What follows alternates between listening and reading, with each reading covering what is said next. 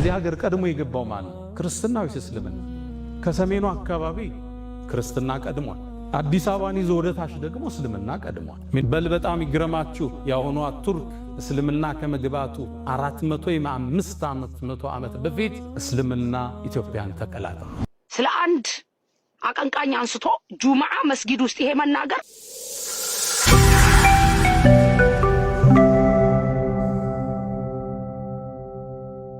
አሰላሙ አለይኩም ወራህመቱላሂ ወበረካቱሁ። ውድ የተከበራችሁ የሙአዝ ሚዲያ ቤተሰቦች እንዴት ናችሁ? ዛሬም በሌላ በአዲስ ቪዲዮ ወደ እናንተ ተመልሻለሁ። በመጀመሪያ ለድምጼ ይቅርታ እንድታደርጉልኝ እያልኩኝ ወደ ዋናው ነጥባችንና ወደ ዛሬው ቪዲዮአችን የምናልፍ ይሆናል። ድምጼም እንግዲህ በሰሞኑ ጉንፋን በጣም በከፍተኛ ሁኔታ አዘጋግቶ ይዞኛልና እጅግ በጣም አሞኛል። ነገር ግን እነዚህን አይነት ቪዲዮዎች ሳይ ስላላስቻለኝ ብቻ ነው ቪዲዮ የምሰራው እና እንግዲህ በሰሞኑ በሶሻል ሚዲያ መነጋገሪያ የሆነ አንድ ጉዳይ አለ። ስለ አክሱም ሙስሊሞችና እንዲሁም ደግሞ ኢትዮጵያን በተመለከተ ከክርስትናና ከእስልምና ቀድሞ ወደ ኢትዮጵያ የገባው ማን ነበር በሚለውም ዙሪያ ማለት ነው። ባለፈው በጁምዓ ኹጥባ ኡስታዝ ያሲን ኑሩ በጣም በርካታ ነገሮችን ተናግረው ነበር። እዛ ላይ እንግዲህ አንድ ቃላትን ተጠቀመ ብሎ በጣም ብዙ ሰው እየዘመተበት ይገኛል። እሱም ለትውልድ ዲያስጣል አይባልም የሚለውን አባባል ተናግሮ ይህ ንግግር ደግሞ ቴዲ አፍሮ የዘፈነው ዘፈን ስለነበረ ይህንን ከተናገርክማ መስጂድ ውስጥ ገብተህ አንተ ፖለቲካል ታወራ እንጂ ኹጥባ በትክክል ልትኹጥብና ሙስሊሙን የአላህ ሱብሓነሁ ወተዓላ ቃልና የረሱል አለይሂ ሰላቱ ወሰላምን ሐዲስ ልታስተላልፍለት አይደለም የሚል እሳቤ ይዘው በጣም በርካታ ሙስሊም የተባሉ ወንድም እህቶች ራሱ ወደ ኡስታዝ ያሲን ኑሩ እየዘመቱበት ይገኛል። ይሄ ነገር ለምን ሊባል ቻለ? እሱስ ምን ላይ ነው ይሄን ነገር የተጠቀመው የሚለውን በዚህ ቪዲዮ የምናዳምጠውና ምላሽም የምንሰጣችሁ ሲሆን እስከ ፍጻሜው ድረስ ሁላችሁም እንድትከታተሉ እንግዲህ ድምጼን አሁንም ቢሆን ይቅርታ እያልኩኝ ቪዲዮውን እንስማውና የእናንተንም ሐሳብ አስተያየት ከስር ኮሜንት ቦታው ላይ ማስቀመጥ እንዳዘነጉ። እህታችን አሲያ በጣም በከፍተኛ ሁኔታ ዘመቻ ከፍታለች። ለምን የሚለውንም የሷንም መጨረሻ ላይ እንቋጨዋለን። ቪዲዮውን ተከታተሉ፣ ላይክ ሼር አድርጉ፣ ሰብስክራይብ አድርጉ። ፍትህ ለአክሱም ሙስሊሞች እያልን በቀጥታ አሁን ወደ ቪዲዮ እንገባለን። አብራችሁን ቆዩ። መለኮታዊ ክብር የተሰጣት የነጃሽ ውርስ የቢላል አገር የኡማ የመን ምድር ነች። ይሄን ካርዳችን ዛሬው ሌላው ቀምቶ አግላይ ፖለቲካን እያወራ አግላይ አስተሳሰብን እየከተተ ለሷ እሱ ዘብ እንደሆነ ሲናገር በምናይበት አሳፋሪ ወቅት ላይ እኛ ሙስሊሞቹ እኛና ኢትዮጵያን መነጋገር ዳግም በእኛ ላይ ግዴታ ይሆናል። ኢትዮጵያ ያኔ እስልምናን በትክክል ስትቀበል ከመካ ውጭ ሳውዲ አረቢያ ውስጥ ያሉ ሀገራቶች እንኳን ክፍለ ሀገራቶች መዲናን ጨምሮ እስልምና የሚባል አያውቁትም ነበር። አሁን የነቢዩን መናገሻ መዲነቱል ሙነወራ ከሷ በፊት 7 ዓመት በፊት እስልምና ኢትዮጵያ ውስጥ ገብቶ እዚሁ ላይ ቪዲዮ ግልጽ ላልሆነላችሁ ሰዎች እንዲገባችሁ አንድ ነገር ልንገራችሁ። ኡስታዝ ያሲን ኑሩ ይሄንን ኹጥባ እየኹጠበ ያለው ወይም ይሄንን ቪዲዮ እየሰራ ያለው ምንድነው ካላችሁ ፍትህ ለአክሱም ሙስሊሞች የሚለውን የሰሞኑን ዘመቻ መሰረት በማድረግ ኢትዮጵያ ውስጥ ሙስሊሞች ከኋላ ነው የገቡት፣ ክርስቲያኖች ቀድመው ነው የገቡት እና ስለዚህ ኢትዮጵያ የክርስቲያኖች ሀገር ናት የሚሉ ሰዎች ስላሉ ለነዛ እንግዲህ ማነው ቀድሞ ከክርስትናና ከእስልምና ወደ ኢትዮጵያ የገባው? እስልምና ማለት ደግሞ ከሌሎች ሀገራቶች በፊት ቀድሞ ኢትዮጵያ ውስጥ የገባ እምነት አይደለም ወይ በማለት ይህንን እንግዲህ አስመርኩዞ ነው እየተናገረ ያለው። ኢትዮጵያ ማን እንደሆነችና ሙስሊም ማን እንደሆነ እንድንገነዘብበት ነው። አሁንም ወደ ቪዲዮ። ኳታር እስልምና ከመግባቱ 13 ዓመት በፊት ኢትዮጵያ ውስጥ ገብቷል። ያሁኗ ዩናይትድ አረብ ኤሚሬትስ ዱባይ ውስጥ እስልምና ከመግባቱ 15 ዓመት በፊት ኢትዮጵያ ውስጥ ገብቷል። ኢራቅ ውስጥ እስልምና ከመግባቱ 20 ዓመት በፊት ኢትዮጵያ ውስጥ ገብቷል። ጎረቤት ሀገር ግብፅ ውስጥ እስልምና ከመግባቱ በፊት 30 ዓመት በፊት ኢትዮጵያ ውስጥ እስልምና ተገብቷል። በል በጣም ይግረማችሁ ያሁኗ ቱርክ እስልምና ከመግባቱ 400 ዓመት በፊት እስልምና ኢትዮጵያን ተቀላቀለ። ልብ ብላችኋል? የነብዩ ልጅ ያረፈችበት ምድር ኢትዮጵያ ጀነት ነብዩን አለይሂ ሰላቱ ወሰላም በሶስተኛ ደረጃ ተከትሎ ይገባል የተባለው ዑስማን ኢብኑ አፋን መላእክት ከሱ ያፍራሉ የተባለለት ዑስማን ኢትዮጵያን ረግጧል። ነጃፈር ረግጠዋል። ነብዩ አለይሂ ሰላቱ ወሰላም ከሩቅ ጥበቃ ያዘዙላት መለኮታዊ ክልከላ የተቸራት የተከበረች ሀገር ኢትዮጵያ እሷ ውስጥ ፍትህ የማይዛነፍበት ንጉሥ አለ። እሷም የእውነት ምድር ነው የተባለች ምድር ኢትዮጵያ በርካታ ምሁራንን ያወጣች ልሂቃንን ያመረተች በርካታ ዑለሞችን ያወጣች በርካታ ኡስታዞችን የወለደች ማህፀነ ለምለም ኢትዮጵያ። ልብ ብላችኋል? የነቢዩ ልጅ ያረፈችበት ምድር ኢትዮጵያ። ጀነት ነቢዩን ዓለይሂ ሰላቱ ወሰላም በሶስተኛ ደረጃ ተከትሎ ይገባል የተባለው ዑስማን ብኑ ዓፋን መላእክት ከሱ ያፍራሉ የተባለለት ዑስማን ኢትዮጵያን ረግጧል። እነ ጃዕፈር ረግጠዋል። አሳዛኝ ሆኖ ትርክቱ ተበላሽቶ በቢላል ስም የሚጠራ ጎዳና ማጣታችን፣ በቢላል ስም የሚጠራ ሙዚየም ማጣታችን አሳዛኝ ነው። እንደ ሀገር እንደ መንግስት ማለት ነው። ኢትዮጵያ 31 ሰሃባዎች ከርሰ ምድሯ ውስጥ አጸደ ገላቸው አረፏል። 31 ሰሃባ እንደተቀበሩ ታውቃላችሁ? ይህን ታሪክ ማን ያወራል? በርካታ ሰሃባዎች እትብታቸው የተቀበረበት የተወለዱበት መሬት ነው ኢትዮጵያ። ለእኛ ኢትዮጵያ ቀላል። ይህን ታሪኳ ግን ዛሬ ተቀብረው አግላይ ጸሐፊዎች ጽፈዋት ኢትዮጵያ የሆነ ቀለም እንድትዝ የሆኑ ሰዎች ውርስ ብቻ እንድትመስል አንዱ መጤ ሌላኛው ደግሞ ባለርስት ተደርጎ እንዲታሰብ ተደርጓል። አክሱምን ትመርጥና የሐረርን ግንብ ትረሳል። ላሊበላን ታነሳና ሶፍ ዑመር ዋሻን ትዘነጋለ። ሶፍ ዑመር ዋሻ በዓለም ዩኔስኮ የተመዘገበ ትልቅ ታሪካችን ግን ሶፍ ዑመር አሕመድ ስለሚባሉ የታሪክ ክፍል ታረጋቸው አልፈልግም። ሚኒሊክ ብለህ ታገዝተውና ኢማም አሕመድ ሲመጣ ደግሞ ግራኝ የሚል ታፔላ ትሰጠዋል።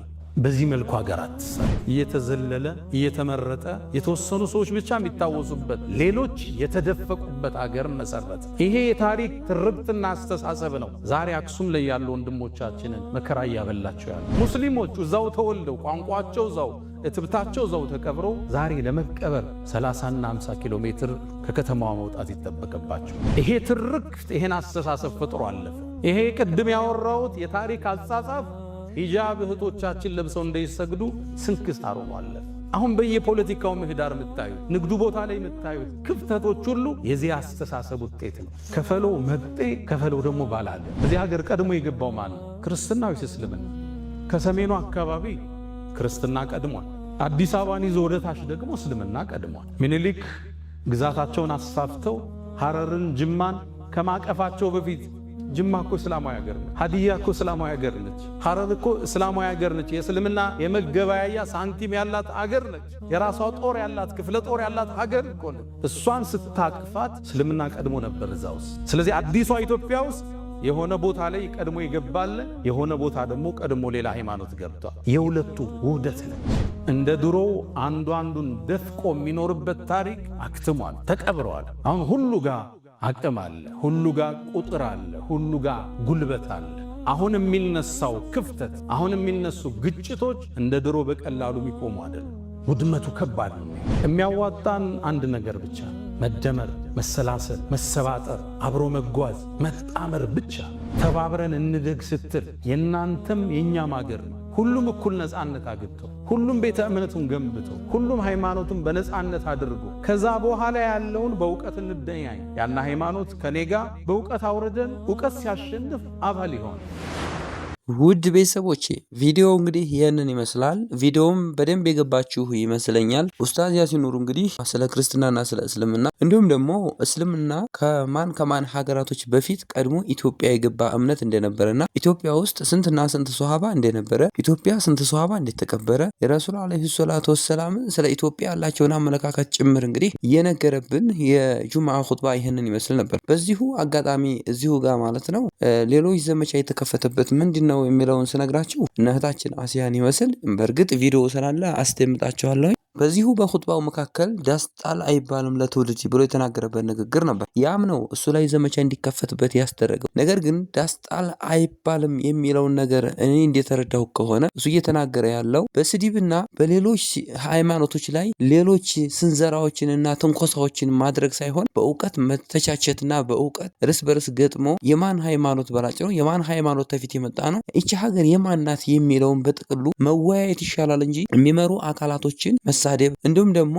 ቀድሞ የገባው የገሌ ነው ቀድሞ የገባው የገሌ ነው በሚለውም ዙሪያ በመሰዳደብ ሳይሆን በመረጃ ፊት ለፊት ለምን አንወያይበትም፣ ወደ ስድብ ለምን ታሄዳላችሁ የሚልን ግንዛቤ በማስገባትና ይህንን ነገር ታሳቢ በማድረግ ነው ብዬ ነው እንዴ የተረዳሁት። የእናንተን ሀሳብና አስተያየት ኮመንት ቦታ ላይ አስቀምጡልኝ። ይህን ዳስጣል የሚለውን ነጥብ እንዴት ሰዎች ተረድተውት ነው በዚህ ልክ እሱ ላይ ዘመቻ የከፈቱበት የሚለውን ሁላችሁም የመሰላችሁን ኮመንት አስቀምጡ እያልኩኝ የእህታችን አሲያን ቪዲዮ አስደምጣችሁና ወደ መጨረሻ ፓርታችን እንደርሳለን። ቪዲዮ ላይክ እና ሼር ማድረግ እንዳይዘነጉ። ፍትህ ለአክሱም ሙስሊሞች። ስለ አንድ አቀንቃኝ አንስቶ ጁምዓ መስጊድ ውስጥ ይሄ መናገር ያ ሁላ ህዝብ መላእክቶች አሉ እኮ በር ላይ ቆመው የሚመዘግቡ አንድ ሰው በሚገባበት ጊዜ የገቡትን የሚመዘግቡ እኮ መላእክቶች አሉ በገቡበት ልክ ማለት ነው። እነዛ መላእክቶች ደግሞ መጨረሻ ላይ ገብተው ያዳምጣሉ ኹጥባውን። እዛ ጋር የተሰበሰበው ህዝብ ስለ አላህ Subhanahu Wa Ta'ala ሊሰማ ነው። ስለ ረሱል አለይሂ ሰላቱ ወሰላም ሊሰማ ነው። ስለ አላህ Subhanahu Wa Ta'ala አንድ ሰው ሲሰማ ለህዝቡ ያስባል፣ ለሙስሊሙ ያስባል፣ ለሌላ እምነት ተከታይ ያስባል። ምክንያቱም ዲን አልእስላም ስለሚያዝ። ስለ ረሱል አለይሂ ሰላቱ ወሰላም ሲሰማ ረሱል አለይሂ ሰላቱ ወሰላም ጎረቤታቸው አይሁዳ ነበር። ለጎረቤታቸው ደጋፊ ነበሩ። ጎረቤታቸውን ይጠይቁ ነበር። አንተ ተርበህ ጎረቤት አንተ ጠግበህ ጎረቤትህ ተርቦ ያደረ ምንድነው ያሉት? ረሱል አለይሂ ሰላቱ ወሰላም እምነቱ ትክክል አይደለም፣ ያሰው ኢማኑን ያረጋግጥ። አንድ እናንተ ጋር ከማይመጣጣን ነገር ጋር የአላሁ ረቡል ዒዛ ቤት ውስጥ ፈላ ተድዑ ማአላሂ አሐዳ ያለበት ሱብሓነሁ ወተዓላ እንደው ረሱል ደግሞ አለይሂ ሰላቱ ወሰላም ስማቸው ሲጠራ እንደ ሶላት አይወረድም። 5 6 የረሱልን ነብያችን እየተባለ አለይሂ አፍደሉ ሰላቱ ወሰላም አይባልም። እንደው አላህ ያሳውቃል ሱብሓነሁ ወተዓላ።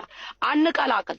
ስለ ፖለቲካ መናገር ከፈለኩ እኔ ግብት ብዬ ስለ ፖለቲካ ስለ አብይ አህመድ መናገር እችላለሁ። ስለ ተቀመጡት እናገራለሁ። እኔ አንድ ነገር ልንገራችሁ። አብይ አህመድ የምወድበት ዱዓ የማረግበት ፓርት አለኝ። የሚያናድዱኝ ደግሞ ነገሮች አሉ። ሐቁን ነው የምነግራችሁ። አላህ Subhanahu Wa Ta'ala ኸይር የሚሰራውን ነገር በሙሉ ይጨምርላችሁ እላለሁ። ይሄን ስናገር አሁን ትናደዳላችሁ አንዳንዶቻችሁ። ለምንድነው ፖለቲካ ውስጥ መገቢው ትላላችሁ? ሐቁን ነው የምናገረው። አብይ አህመድን አላህ Subhanahu Wa Ta'ala የበለጠ ኸይሩን ይጨምርለት፣ መጥፎ ነገር ደግሞ እሱ ጋር ያለውን ነገር አላህ Subhanahu Wa Ta'ala ያንሳለት። አብረውትም የሚሰሩትን ዙሪያው ላይ ያሉትን ሴቶቹ አብረውት የሚሰሩትን መልካም ነገር የሚሰሩትን እናገራለሁኝ እኔ። ይሄ መናገር የሚያናድዳቸው ሰዎች አሉ። ግን ዲንን ከሌላ ነገር ጋር አቀላቅሎ በተለይ የአላህ Subhanahu Wa Ta'ala ቤት ውስጥ የምንናገረው ንግግር በጣም ጥንቃቄ ያስፈልጋል። ምክንያቱም በእንደዚህ አይነት ሁኔታ ከቀጠለ ሌሎች ነገሮችን ማውራት ይጀመራል። መስጊድ ውስጥ ጁምዓ አንድ ሰው የሚሰበሰበው ቀልቡን ለማደስ ጁምዓ ማለት የቂያማ ቀን የሚቆምበት ቀን ነው። ጁምዓ ነው የቂያማ ቀን የሚቆመው።